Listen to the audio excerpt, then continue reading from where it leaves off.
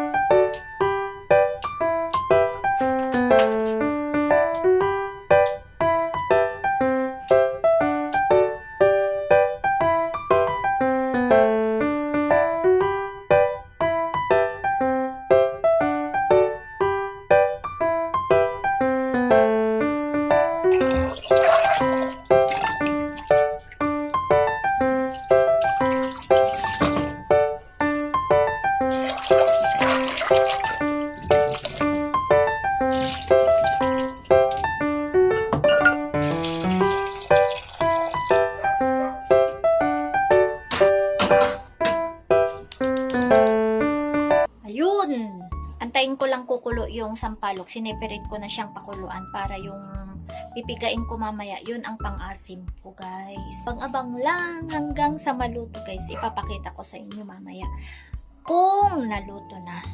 Abang niluluto ko yung pinapakulo ko yung sahog. Huhugasan ko na itong mga gulay. Para tamang-tama mamaya. Ready to pisok-pisok na. Ready to add. Ito, guys, dalodal. Nabili ko na siya na nalinisan na. Diba? Nabawasan ang gagawin ko. Saan na yung sili?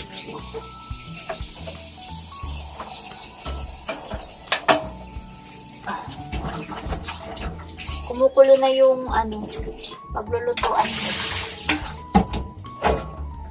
Pang dinengdeng.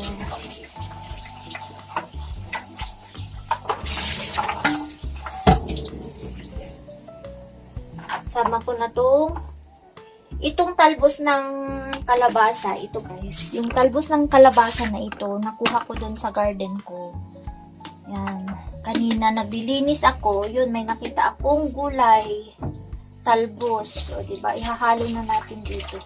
Kunti lang to. Pandagdag lang. Gulay is life. Sino sa inyo dyan ang paborito ng gulay? O guys, kahit araw-araw na gulay.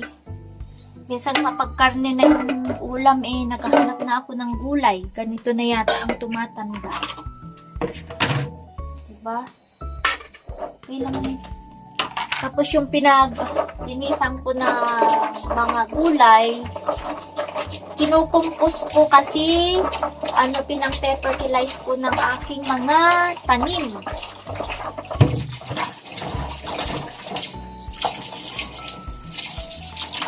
Mahal na nga. Kasi yung mamahal na lang kami bilihin nyo guys. Grabe. Pag mamalingke ka na, kabulol-bulol tuloy ako. Pag mamalingke ka na, yung 1,000 na po ang kunti nang nabibili. Ano na lang kayo yung walang trabaho. Diyos ko naman, Lord, bigyan mo naman kami ng pagpapakitaan ng mas malaki-laki. Pero ang importante, healthy tayong lahat. Walang magkakasakit. Kasi pag wala ka ng pera, wala ka pang pampagamot, hindi lalo kang napisti.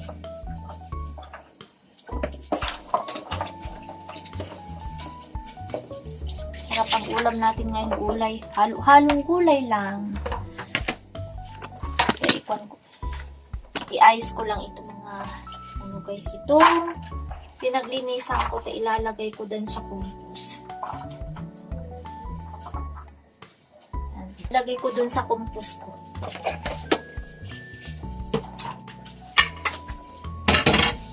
Tanghali na guys, magla-lunch na.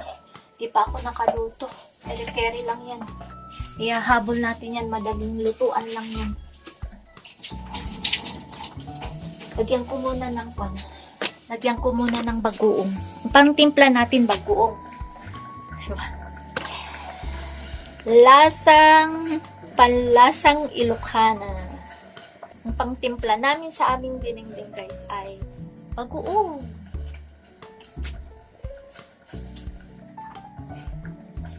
Pinapadalhan nga ako ng bagoong ng aking pamilya sa Ilocos Gagana natin ng bagoong. Ito na guys, yung ating niluluto Kita ko sa inyo, kumulo na. Yan. Dagdag ko na itong bagoong.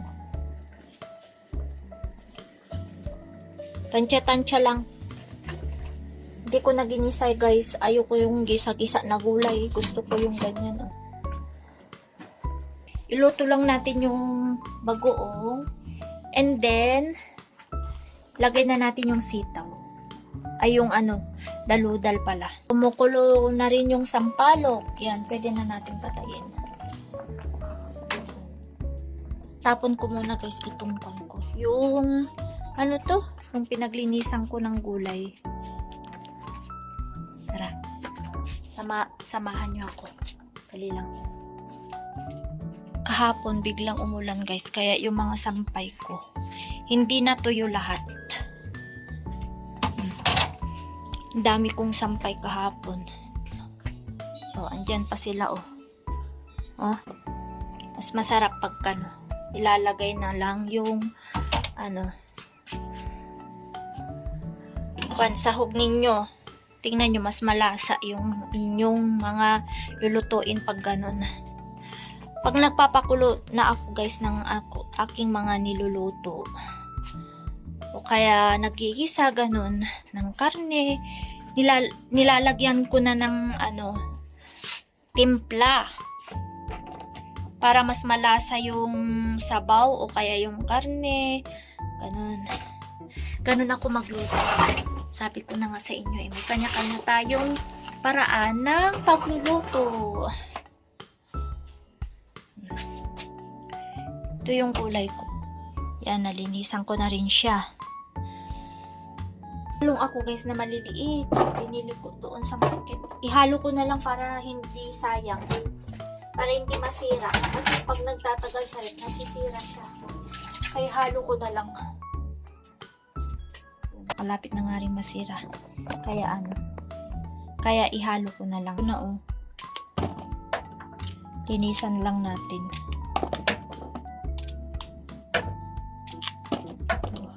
Para hindi sayang-sayang ang pera pag nasira ito. Diba ang hirap pa naman ng pera ngayon.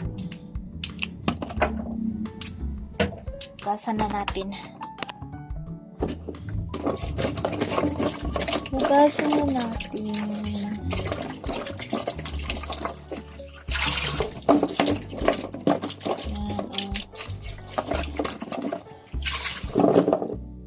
Yan, oh. Pag naghihiwa kayo guys ng ng talong, babad nyo sa tubig para hindi mangitim. Yan ang turo ng aking nanay. Yan. Hiwa-hiwain ko lang.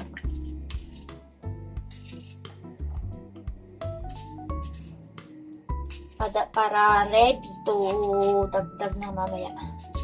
Naka-ready na. Halo ko na lang para hindi masira. O, halo-halong gulay na to.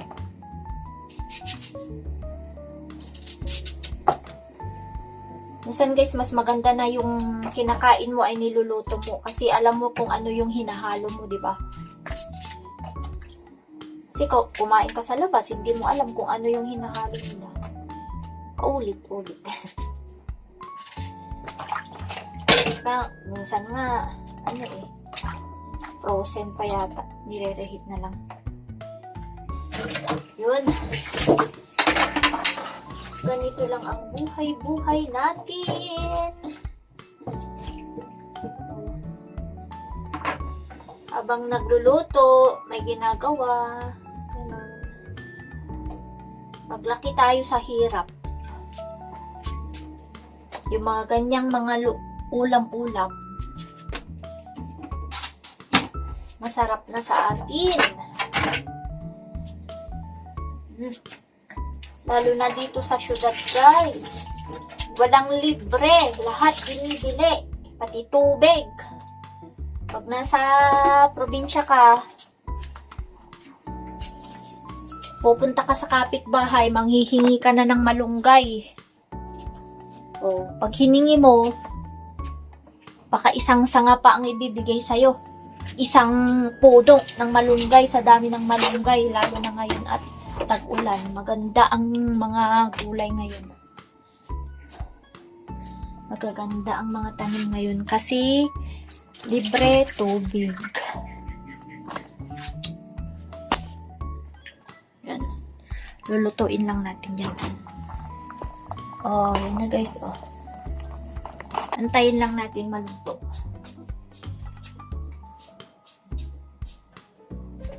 Abang-abang guys. Halo na natin tong sitaw guys.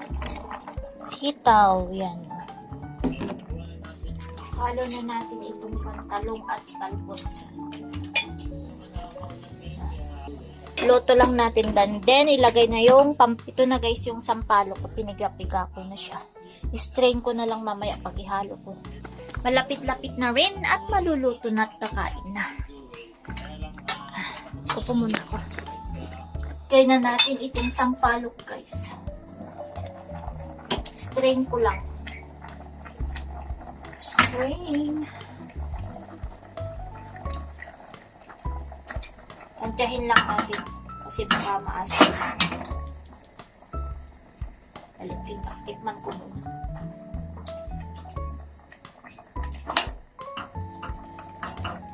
Uy, sarap na. Makita yung sahog.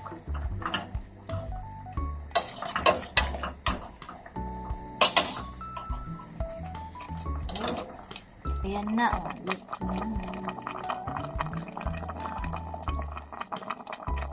Luto na guys. Kakain na tayo. Sarap na nito. Mangko lang.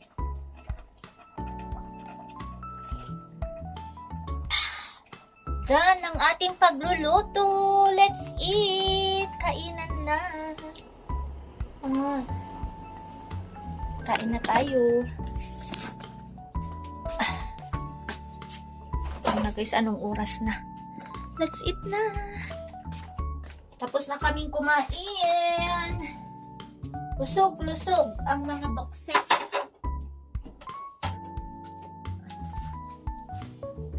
Ang anak ko na ang naghugas. Para kwan. Iwas gawain. Bawas pala. Bawas gawain. Punas tayo ng lamesa.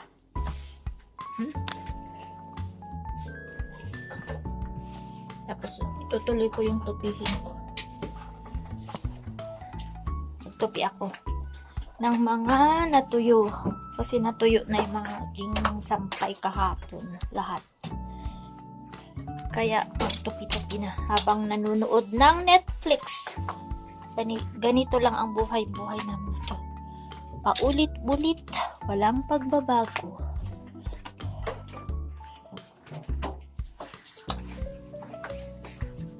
Ayusin mo dyan yung mga kwan. Magtupi na ako dito. Tupi tayo guys. Yan ang mga tupihin ko. Yan. Saka, yung dito. Tupi-tupi time. Tapos na ako magtanggal ng hanger guys. Ngayon ay magtutupi ako. Tutupihin ko na to. Tapos idadagdag ko lang doon. Basta natupi ko kahapon para may ayos na lang ang mga damit-damit ng mga junakis. Sila na lang ang nag-ayos ng mga damit nila. Tutupihin ko. Let's do the tupi-tupi.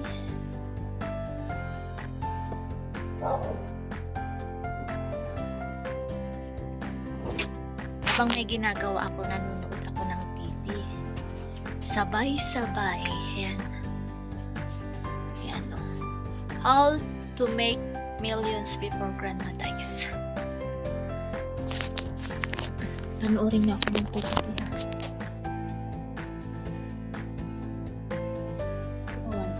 Tapusin ko lang siya guys. Mga tinutupi ko. Kasi madami pa to.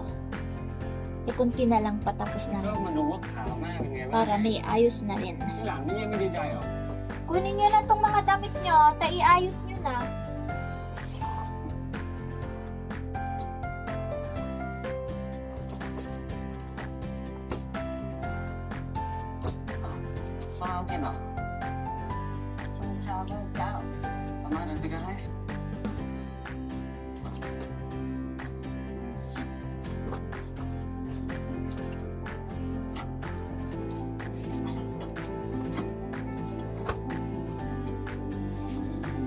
Goods. Tapos na tayo magtupi guys. Papalitan ko ng itong damit ko. Yung medyo relax ako. Relax na tayo guys. Nagbihis ako. Para ma-relax yung aking katawan. Mamaya hapon, baka iidlip lang ako konti. Tapos mamayang hapon guys ay basura day na naman. Kaya ayos ako ng basura mamaya. Ano na naman basura day namin. Kasi yung kagawad na in charge doon sa basurahan, namatayan sila ng pamangkin. Mahirap pala yun, no? Pagkuhan yung girls doon na napabayaan. Naano daw yun? Nagka-infection yung internal ng bata. 23 years. Sayang. Ganun talaga ang buhay. Kaya, health is wealth. Para pangalagaan natin ang ating mga kalusugan. Bait pa naman din yung bata na yun. Siya yung nagtakbo kay mama noon yung biyanan ko sa hospital. Kawawa siya. Graduating pa naman daw. Nagmarites na. Ay, nagmarites. Marites time. Sige na nga. Bye-bye na. Bye-bye na guys. Magpapaalam na ako. If you are new to my channel, please like, share, and subscribe. Bye. God bless. See you again sa susunod nating episode guys. Sana tangkilikin yung aking video na pra-practice pa lang ako sa pagbablog. Kaya hindi pa ako laging nag-upload. See you again. God bless. Thank you. Bye-bye.